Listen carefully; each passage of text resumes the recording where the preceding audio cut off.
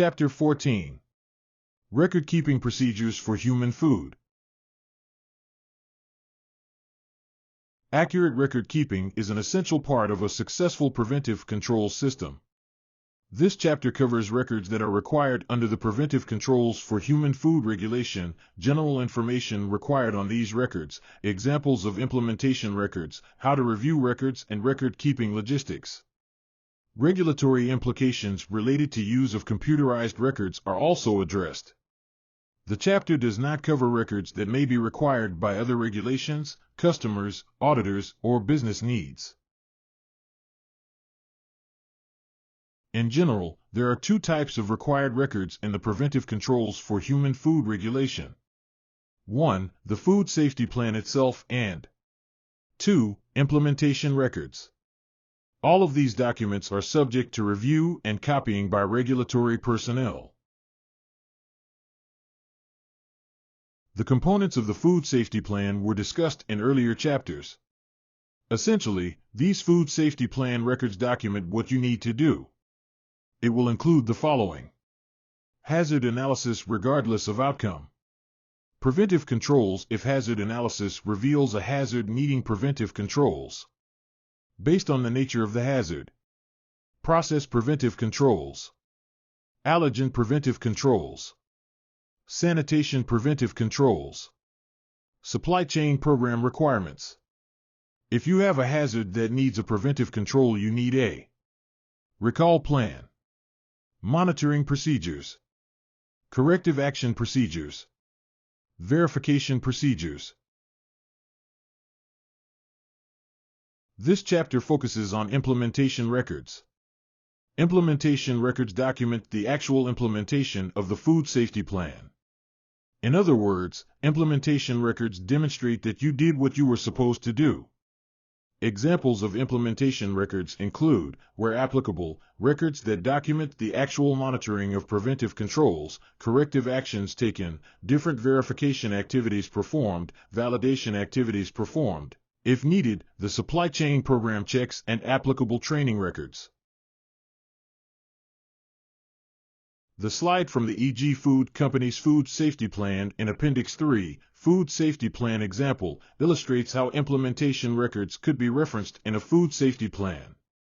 The name of the record for recording monitoring activity is included. Corrective action and verification records are also referenced, including the validation study for the cook step. These types of records are discussed later in this chapter following an overview of the general requirements for all records. All records must be kept as originals or true copies, i.e., photocopies, pictures, scanned copies, microfilm, microfiche, or other accurate reproductions of originals, or in an electronic format. Monitoring and verification records associated with the food safety plan must include the actual values or observation. For example, if a temperature is being measured, the actual temperature must be recorded rather than a check mark indicating that the temperature complied with the critical limit. All record entries must be accurately recorded in a permanent manner that can be read. For example, records cannot be recorded in pencil because they can be changed. The information must be recorded at the time it is observed. In other words, it is not acceptable to walk out onto the production floor, observe practices, and then go back to an office to record the observations. To comply with the regulations, the information needs to be recorded at the same time the activity is being performed. The records need to include enough detail to provide a history of the work performed. Electronic or computerized records are acceptable in a preventive control system as long as they are equivalent to paper records and electronic signatures are equivalent to traditional handwritten signatures. Controls are necessary to ensure that records are authentic, accurate, and protected from unauthorized changes. If a firm intends to implement an electronic record-keeping system, factors that must be considered in the design and implementation of the system include: electronic records must be authentic, accurate, and protected from unauthorized changes. They must be reviewed by management with adequate frequency to ensure the facility's food safety plan is being followed. They must be available for review and copying by public health authorities, if necessary. If a facility decides to use an electronic or computerized record-keeping system, the system should be validated just like any other process or piece of equipment. Recent advances in electronic communications makes the use of portable electronic devices attractive to reduce the amount of paper records that must be kept in a food safety system. Again, any system that is used must ensure that the electronic records are equivalent to paper records and the electronic signatures are equivalent to traditional handwritten signatures. The food safety plan must be signed and dated by the owner, operator, or agent in charge of the facility. This must take place when the food safety plan is initially completed and any time there is a modification. This ensures management is informed of changes and indicates support of implementation. A food safety plan cover sheet that is signed and dated by the responsible individual is sufficient. All food safety plan and implementation records must include basic information to provide a history of what happened. Basic information includes the name of the record, the name and, when necessary, location of the facility, the date, and when appropriate, time that the activity was documented, and the actual measurements or observations made, when applicable. For many records, product identification and a lot code may be relevant, but for some processes, such as pre-operational sanitation records, the time and the date are adequate. Initials or signatures of individuals performing monitoring and verification activities are also required. Food safety plan implementation records demonstrate that the activities described in your plan were carried out.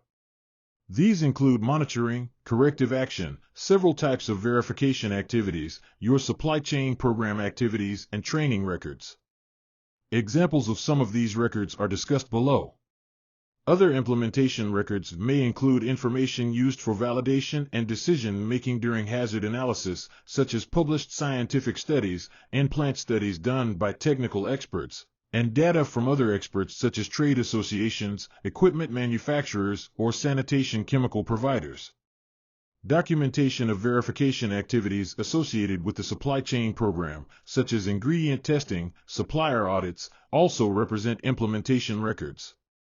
This includes written assurances from customers that they control a hazard requiring a preventive control, if relevant to your organization. Organizing these implementation records in a logical manner is recommended to facilitate retrieval during inspection or when an incident occurs. Monitoring records can be routinely used by an operator or manager to determine if a process or procedure is approaching a parameter and associated value or critical limit that suggests the situation is not under control. This enables the operator to make adjustments before unacceptable results are observed. This adjustment can allow a process change before a deviation occurs, which can reduce or eliminate the labor and material costs associated with corrective actions. As previously mentioned, all monitoring information must be recorded at the time the observation is made. Accurate record keeping provides documentation that food safety hazards are being controlled. False or inaccurate records filled out before the actual operation takes place or those that are completed later may lead to regulatory and legal actions, especially if found to be fraudulent. Each monitoring record must be designed to capture the measurements or observations for parameters and associated values, such as critical limits, for the preventive control. The record must have an identifier, e.g., a title or number, that corresponds to the record written in the food safety plan. The actual measurement or observation that is taken must also be recorded on the record, along with the time, if appropriate, and date that the measurement or observation was made, and the signature or initials of the person who made the observation. A signature or initials from the person who verified that the record complied with required parameters and associated values, as well as the date of the review, is also required. These verification procedures were discussed in Chapter 13, Verification and Validation Procedures. Because conditions in each facility are different, there is no single form that is appropriate for all operations. The following monitoring record examples are generic records that illustrate a basic design that can be used in a food safety preventive controls program. This form documents the periodic monitoring of time and temperature under normal operating conditions of a cooker. Example forms include a box for a verification reviewer's signature. Either a signature or initials can be used for this purpose. This record is used to continuously monitor the operations of a refrigerated storage unit. The record is periodically checked visually by the operator to ensure compliance with the critical limit. Notice the back of the chart is used to record the information required on all monitoring records, such as the name and location of the company, the name of the form, the date and verification review. Remember that the verification activity should include more than just signing the chart. Observation of trends by comparing different days is very useful for identifying issues before corrective action is required. This form documents the use of labels that identify allergens in the product or the product ingredients. The facility could affix one copy of the current label used to the report. Other formats can be used.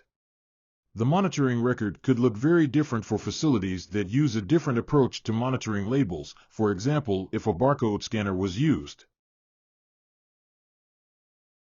A corrective action record describes the deviation that triggered corrective action and captures the following: product identification such as the product description, lot codes covered and amount of product on hold. Summary of the root cause of the deviation and actions taken to prevent further occurrences. Results of the evaluation or testing of product placed on hold, if necessary, and the final disposition of the product. Name and signature of the person responsible for the corrective actions, and name and signature of the person reviewing the corrective actions report. A sample corrective action record is illustrated above. This form can also be used to record corrective actions for preventive controls, if relevant. Keep in mind that for sanitation, some corrections may not require the level of detail needed for process and allergen controls. For example, if equipment is not cleaned prior to startup, then recleaning the equipment is the appropriate corrective action with no implications for product hold. The example above involved mislabeling of product in regard to allergen hazards. The information on the form describes when the incident occurred, what happened, what was done to correct the situation, as well as what happened to the product. More specific information may be added in a real situation. Records of verification activities must be kept to demonstrate that the food safety plan has been implemented properly, monitoring measurements or observations are accurate and reliable, and the food safety system is working as intended. Different records may be needed to capture the verification information that is specified in the food safety plan. Examples of records with frequent verification activities might include logs that document the results of checks to verify the accuracy of thermometers, pH meters, or other instruments used to monitor critical limits and other parameters. Monitoring records by a trained individual under the oversight of a preventive controls qualified individual to verify that parameters were met and appropriate corrective actions were taken. Examples of less frequent, but also important records for verification activities might include logs that document calibration activities for the thermometers, pH meters, and other instruments mentioned above. Results of microbiological, chemical or physical tests of raw materials, in-process products, finished products, or the plant environment. Results of equipment evaluation tests, heat penetration or temperature distribution for ovens, fryers, or other equipment. Audit records verifying supplier compliance with food safety requirements. Results from third-party audits or regulatory agency inspections. Reanalysis activities such as a report describing modifications made to the food safety plan because of a change in products, ingredients, formulations, processes, packaging, or distribution methods. Records generated by third parties must also meet the requirements for records. Examples on this slide may include validation studies, calibration records, product testing, and environmental monitoring when conducted by a consultant or outside lab. As discussed in Chapter 13, Verification and Validation Procedures, validation provides evidence that the parameters and preventive controls in the food safety plan will control relevant hazards.